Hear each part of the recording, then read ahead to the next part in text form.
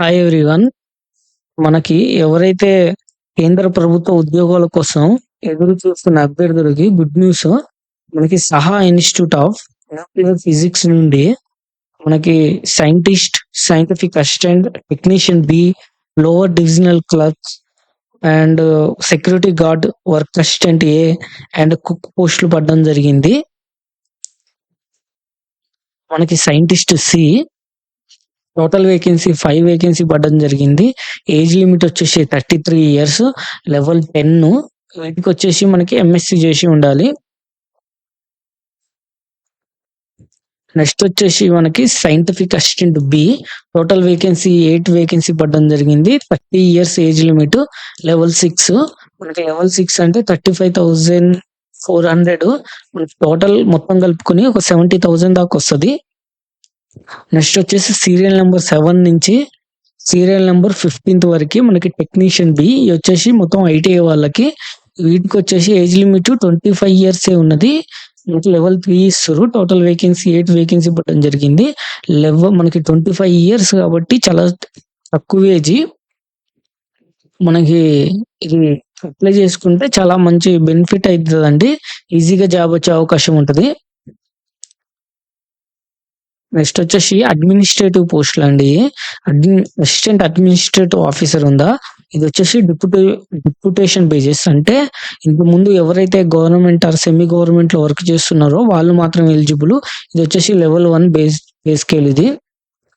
Next వచ్చేసి lower divisional clerk. మనకి total వేకెన్సీలో 7 vacancy ఉండడం జరిగింది. ఇది వచ్చేసి మనకి 27 ఇయర్స్, లెవెల్ 2 ఇస్తున్నారు. లెవెల్ 2 అంటే 19,900. మొత్తం కలుపుకొని వీళ్ళకి ఒక 40,000 దాకా వస్తుంది.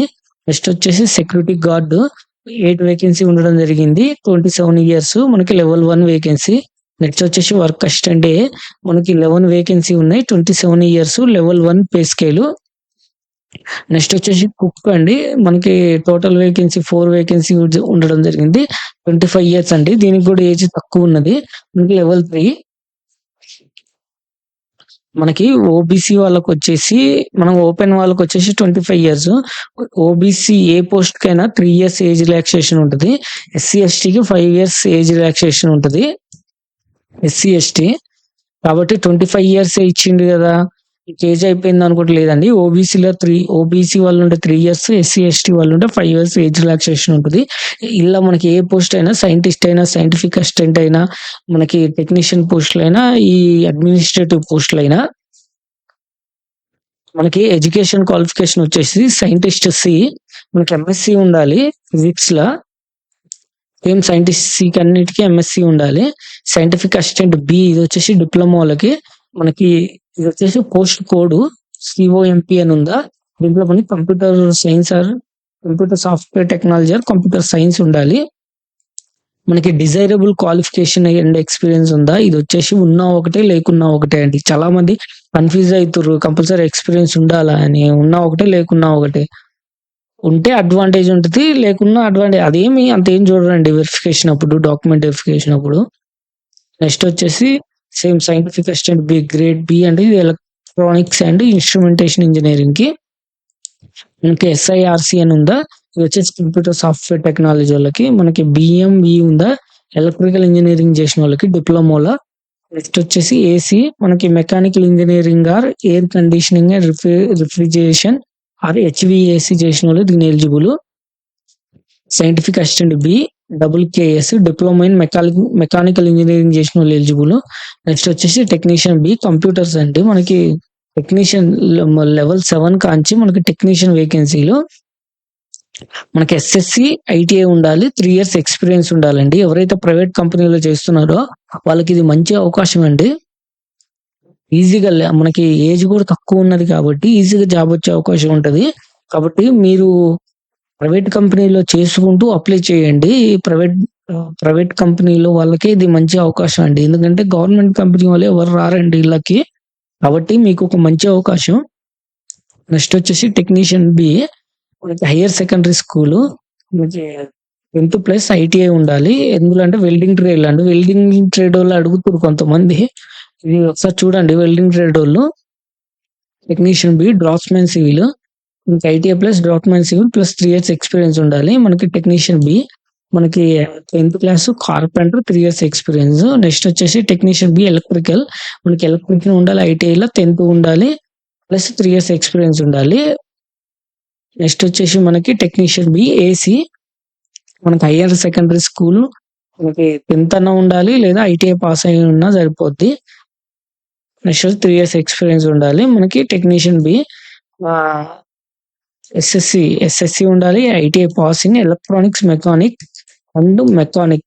మనకి ఎలక్ట్రానిక్ మెకానిక్ అండి, ఇది ఎలక్ట్రిషియన్ కాదు. మనకి electrician birthday electronic mechanic birthday 3 years experience వీటికి. మనకి టెక్నీషియన్ బి ఎస్ఐఆర్సి ఉందా, ఇది వచ్చేసి కంప్యూటర్ ఆపరేటర్లకి. ఎవరైతే ఐటీఐలో కోఆపరేట్ చేసిన వాళ్ళు వాళ్ళు ఎలిజిబుల్, 3 ఇయర్స్ ఎక్స్పీరియన్స్ ఉండాలి. నెక్స్ట్ వచ్చేసి టెక్నీషియన్ బి ఎఫ్ఆర్ఎన్ఏ ఇది వచ్చేసి మనకి 10th పాస్ అయి ఉండాలి. మనకి ఎలక్ట్రానిక్స్ మెకానిక్ అండి, ఇది రెండో పోస్ట్ కోడ్. చూసుకోండి 3 ఇయర్స్ ఎక్స్పీరియన్స్ ఉండాలి. మనకు వచ్చేసి ఆఫీస్ పోస్ట్ అని చెప్పినా కదా, అసిస్టెంట్ అడ్మినిస్ట్రేటివ్ ఆఫీసర్ మనకి సెంట్రల్ గవర్నమెంట్ లో ఒక 3 ఇయర్స్ సర్వీస్ ఉన్న వాళ్ళు ఇది ఎలిజిబుల్ అండి. నెక్స్ట్ వచ్చేసి మనకి లోవర్ డివిజనల్ క్లర్క్ మనకి గ్రాడ్యుయేషన్ కంప్లీట్ అయి ఉండాలి, 50% మార్కు, మినిమం 50% మార్కు. ఇక్కడ కూడా డిజైరబుల్ క్వాలిఫికేషన్ అడిగిండు, ఉన్నా ఒకటే లేకున్నా ఒకటే. మనకు వచ్చేసి మినిమం 50% మార్క్స్ ఉండాలి గ్రాడ్యుయేషన్ కంప్లీట్ అయ్యి లోవర్ డివిజనల్ క్లర్క్ కి. మనకి టైపింగ్ స్పీడ్ వచ్చేసి 35 words per minute in English లో ఉండాలి. లేదా ఇది వచ్చేసి మనకి ఈ సర్టిఫికేట్ అవసరం లేదు, కానీ మనకు ఒక స్కిల్ టెస్ట్ పెడతాడు. ఆ స్కిల్ టెస్ట్ లా అనేది మనకి ఇది అడుగుతాడండి, ఈ డిజైరబుల్ ఎక్స్పీరియన్స్ ఉంది కదా అది అడుగుతాడు, టెస్ట్ చేస్తాడు. సర్టిఫికేట్ ఉండాల్సిన పని లేదు, మీకు గ్రాడ్యుయేట్ ఉంటే సరిపోద్ది. నెక్స్ట్ వచ్చేసి సెక్యూరిటీ గార్డ్ మనకి ఎస్ఎస్సి అయిపోయి ఫిజికల్ ఫిట్నెస్ ఉండాలండి. ఫిజికల్ ఫిట్నెస్ అంటే మనకి హైట్ ప్లస్ వెయిట్ ఈవెంట్స్ వచ్చి ఉండాలి. నెక్స్ట్ వచ్చేసి వర్క్ అసిస్టెంట్ ఎస్ఎస్సి పాస్ అయ్యి మినిమం 1 year రిలవెంట్ ఫీల్డ్ లో ఉండాలంటే వర్క్ అసిస్టెంట్ అంటే మీరు ఎక్కడ వర్క్ చేస్తున్నా కూడా వర్క్ అసిస్టెంట్ అని రాపించుకోవచ్చు. మనకి ఇప్పుడు మిల్స్లల్లా లేదా ఇండస్ట్రీలల్లా లేదా ఎక్కడ చేసినా అండి ఈజీగా రాపించుకోవచ్చు. లేదా మీకు టెక్నికల్ రిక్రూట్మెంట్ ఐటీఐ ఉన్నా కూడా సరిపోద్ది, అలా ఈ ఎక్స్పీరియన్స్ లేకుండా ఈ ఐటీఐ ఉన్నా సరిపోద్ది. కుక్ అనేది మనకు వర్క్ అసిస్టెంట్ అంటే మీరు సివిల్ వర్క్ చేసిన వర్క్ అసిస్టెంట్ అండి, ఏదైనా వర్క్ మినిమం 1 year ఎక్స్పీరియన్స్ అంటే ఉండాలి. మనకి వచ్చేసి కుక్ అండి, మనకి 10th క్లాస్ పాస్ అయ్యి ఉండి మనకి 2 years సర్వీస్ ఉండాలి కుకింగ్ లా. అంటే మీరు ఏదో ఒక క్యాంటీన్ లో పనిచేసిన వాళ్ళు ఉంటుంది, క్యాంటీన్ లో వర్క్ చేసి ఉంటే వాళ్ళు 2 years ఎక్స్పీరియన్స్ రాపించుకొని ఇంకా అప్లై చేయండి. మనకి సెలక్షన్ ప్రొసీజర్ ఎలా ఉంటదంటే సైంటిస్ట్ సికి 1 నుంచి 4 వరకు మనకు వచ్చేసి ఇంటర్వ్యూ ఉంటది. ఎవరైతే షార్ట్ లిస్ట్ అయ్యారో వాళ్ళని ఇంటర్వ్యూకి పిలిచి తర్వాత రిటర్న్ టెస్ట్ పెడతారు. మనకి మార్క్స్ అనేది return test and personal interview 2 కలిపి మార్క్స్ వేస్తారండి. సైంటిఫిక్ అసిస్టెంట్ బి మనకి పోస్ట్ కోడ్ 5 నుంచి పోస్ట్ కోడ్ 10 వరకు మనకి ఫస్ట్ రిటర్న్ టెస్ట్ ఉంటది. రిటర్న్ టెస్ట్ లో 1:5 కి ట్రేడ్ టెస్ట్ కు పిలుస్తారు. తర్వాత ట్రేడ్ టెస్ట్ అనేది క్వాలిఫైయింగ్ నేచరే. మనకి రిటర్న్ టెస్ట్ ఉందా ఫేజ్ 1 దాంట్లో వచ్చిన మార్క్స్ నే మనకి మెరిట్ తీయడం జరుగుతుంది. Trade test just qualifying nature. Same మనకి టెక్నీషియన్ బి పోస్ట్ కోడ్ 11 నుంచి మనకి పోస్ట్ కోడ్ 19th వరకు ఫస్ట్ ఫేజ్ వచ్చేసి రిటర్న్ టెస్ట్ ఉంటుందండి. ఎవరైతే అప్లై చేసారో వాళ్ళకి రిటర్న్ టెస్ట్ ఉంటుంది. రిటర్న్ టెస్ట్ తర్వాత మనకి ట్రేడ్ టెస్ట్ కి వెళ్తారు. ట్రేడ్ టెస్ట్ అనేది క్వాలిఫైయింగ్ నేచరే. మనకు ఓన్లీ మెరిట్ అనేది ఫైనల్ మెరిట్ అనేది రిటర్న్ టెస్ట్ లోనే తీస్తారండి. కాబట్టి మీరు రిటర్న్ టెస్ట్ కి మంచిగా ప్రిపేర్ కాండి. నెక్స్ట్ వచ్చేసి అడ్మినిస్ట్రేటివ్ అసిస్టెంట్ ఇది వేరే డిప్యుటేషన్ బేసిస్ అని చెప్పినా కదా, అది వచ్చేసి సెంట్రల్ గవర్నమెంట్, అది డిఫరెంట్. నెక్స్ట్ వచ్చేసి లోవర్ డివిజనల్ క్లర్క్. ఫస్ట్ వచ్చేసి మనకు రిటర్న్ టెస్ట్ ఉంటుంది, నెక్స్ట్ వచ్చేసి స్కిల్ టెస్ట్ ఉంటుంది. సేమ్ రిటర్న్ టెస్ట్ లో వచ్చే మార్క్స్ ని ఫైనల్ మార్క్స్ తీసుకుంటారు.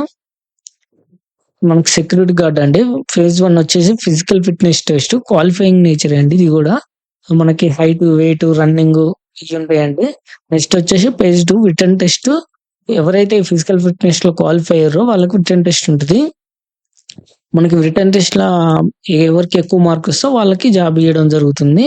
నెక్స్ట్ వచ్చేసి వర్క్ అసిస్టెంట్ వీళ్ళకి ట్రేడ్ టెస్ట్ ఏమి ఉండదు, డైరెక్ట్ ఒకటే రిటర్న్ టెస్ట్. ఆ రిటర్న్ ఒక్కటే సింగిల్ ఎగ్జామ్. ఆ సింగిల్ ఎగ్జామ్ లో వచ్చిన మార్క్స్ ని ఆధారంగా వీళ్ళకి ఫైనల్ మెరిట్ లిస్ట్ ప్రిపేర్ చేస్తారు. నెక్స్ట్ వచ్చేసి కుక్. నెక్స్ట్ వచ్చేసి రిటర్న్ టెస్ట్. ఇది వచ్చేసి క్వాలిఫైయింగ్ నేచర్ ఉందండి. మనకి స్కిల్ టెస్ట్, మనకి స్కిల్ టెస్ట్ పెడతారు. ఆ స్కిల్ టెస్ట్ వచ్చిన మార్క్స్ ని ఫుల్ ఫైనల్ మార్క్స్ గా పరిగణన చేసుకుంటారు. ఇది ఒక్కటే డిఫరెంట్ అండి పోస్ట్ అనేది.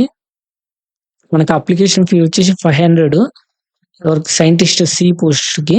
అండ్ సైంటిస్ట్ మనకి సెకండ్ ఉంది కదండి, సైంటిఫిక్ అసిస్టెంట్ బి. అండ్ మిగతా పోస్టులు మొత్తం ఇప్పుడు చెప్పినా కదా, ఈ పోస్టులు అన్నిటికీ 300 రూపీస్ ఫీజు. ఓన్లీ సైంటిస్ట్ కి 500 రూపీస్ ఫీజు. మనం ఎలా అప్లై చేయాలంటే www.saha.ac.in లకి వెళ్ళైనా అప్లై చేయొచ్చు, లేదా www.saha.ac.in వెబ్ జాబ్ ఆపర్చునిటీస్. ఈ లింక్ అనేది మన డిస్క్రిప్షన్ పెడతా, వీడియో కింద డిస్క్రిప్షన్ లో. ఎవరైతే ఇంట్రెస్ట్ ఉన్నారో పోయి అప్లై చేసుకోండి. నెక్స్ట్ వచ్చి అప్లికేషన్ ఫామ్ అనేది ఆన్లైన్ లో చేయాలి. మనకి ఏమేమి డాక్యుమెంట్ బర్త్ సర్టిఫికేట్ మనం స్కాన్ చేసి పెట్టాలండి ఆన్లైన్ అప్లికేషన్లలో. కాబట్టి ఈ ముందే మీరు స్కాన్ చేసి మీ ఫోన్లన్నా మీ ల్యాప్టాప్లన్నా పెట్టుకోండి. నెక్స్ట్ వచ్చేసి మనకి ఎడ్యుకేషన్ క్వాలిఫికేషన్ ఎన్ని ఉన్నాయి అన్ని, ప్లస్ ఐటీఆర్ రిలవెంట్ క్వాలిఫికేషన్ ఉంది కదా అది, ఎక్స్పీరియన్స్ ఉన్న వాళ్ళకి ఎక్స్పీరియన్స్ సర్టిఫికేట్, అండ్ ఫీజు కట్టింది, ఫీజు కట్టిన ఉంటది కదా దాన్ని స్క్రీన్ షాట్ తీసుకొని పెట్టుకోండి. నెక్స్ట్ వచ్చేసి క్యాస్ట్ సర్టిఫికేట్, పీడబ్ల్యూడి ఉన్న వాళ్ళు పీడబ్ల్యూడి, ఎక్స్ సర్వీస్ మ్యాన్ ఉన్న వాళ్ళు ఎక్స్ సర్వీస్ మ్యాన్. మనకి ఇంపార్టెంట్ డేట్స్ అండి. ఇవి వచ్చేసి ఆన్లైన్ అప్లికేషన్ ఎప్పటి నుంచి అంటే 31/7/2026, అంటే మనకి జూలై 31 నుంచి మనకి 15/9/2026, అంటే సెప్టెంబర్ 15 వరకు అండి. నెలన్నర ఇచ్చిండు, 45 days ఇచ్చిండు మనకి టైము అప్లికేషన్ కి. నెక్స్ట్ వచ్చేసి లాస్ట్ డేట్ ఫర్ ఇది వచ్చేసి వీళ్ళకండి, డిప్యుటేషన్ బేసిస్ అన్నా కదా వాళ్ళకి. ఇది అంటే సింగిల్ పోస్ట్ ఉంది, అదైనా అడ్మినిస్ట్రేటివ్ అసిస్టెంట్. మీరు ఎవరైతే డైరెక్ట్ రిక్రూట్మెంట్ కి అప్లై చేస్తారో వాళ్ళు ఇంతవరకు చూస్తే సరిపోద్ది.